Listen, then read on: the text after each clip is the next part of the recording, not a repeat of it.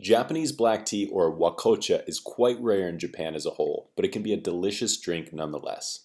In this video, we're going to cover the basics of Japanese black tea and see how it compares to other types of Japanese teas and other types of black teas around the world.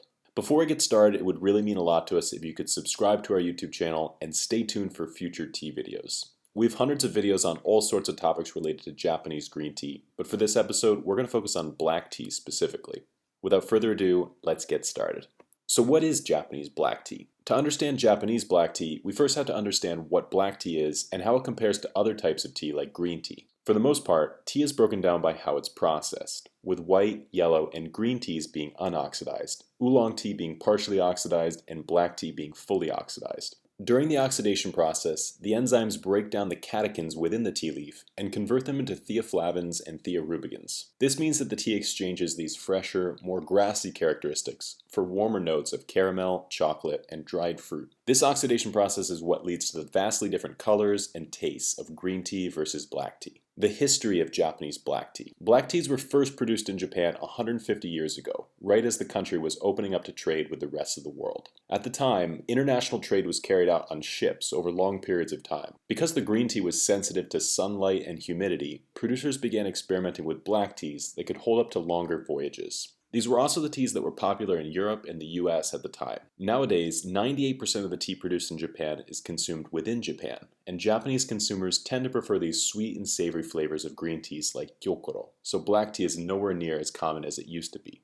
Why is Japanese black tea so rare? In Japan, green tea is king. Sencha alone makes up 70% of the tea consumed in Japan. It's made from tea leaves that have been steamed, rolled, and dried. During the steaming process, the fresh vegetable taste characteristics are locked in and the tea retains its beautiful green color. Japanese black tea, on the other hand, is very rare, and it's only made in a small handful of facilities scattered throughout Japan, with only 300 producers in total producing it. It's far more common to find black tea being produced in places like India, where most of the factories are set up to produce black tea. This makes Japanese black tea somewhat of an oddity, but if you get a chance to try it, you definitely should. It's a unique drinking experience that is different than both Japanese green tea and Indian black tea. Japanese black tea is not quite as bold as the black teas coming from China and India. It tends to be a bit softer with more of this caramel sweetness. That hint of astringency you may be used to with certain types of Japanese green tea is still present with Japanese black tea, but it's a bit more subtle. What cultivar is Japanese black tea made from? When we visited the fields of Mr. Issen in search of his legendary Kamairicha tea, we learned about the differences between green tea cultivars and oolong or black tea cultivars.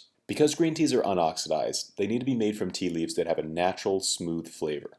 This is why premium teas like gyokuro and matcha are typically made from smoother and sweeter cultivars like saimidori and okumidori. Japanese black teas and Japanese oolong teas, on the other hand, are smoothed out through the oxidation process, so they can be made from bolder, more full-bodied cultivars like the Beni Hikari, Beni Fuji, and Beni Kaori. These ones would be quite bitter if used for green tea, but they work fine when it comes to Japanese black tea. It seems only natural to compare Japanese black teas with Japanese oolong tea. Both of these teas are oxidized, and they are both quite rare in Japan as a whole. Japanese oolong tea, like the Miyazaki Sabo oolong, have this beautiful light and flowery flavor to them, while Japanese black teas are much warmer and darker in their flavor and color. Japanese black tea takes on a reddish-brown color, compared to the light yellow color of an oolong, and the flavor is much stronger on these honey or caramel notes. Japanese black tea versus Nadeshiko. In this video, we have talked about green teas, black teas, and oolong teas, and we have even briefly mentioned yellow and white teas, but there is a sixth category of tea that we have not mentioned yet, and that is post-fermented or dark teas.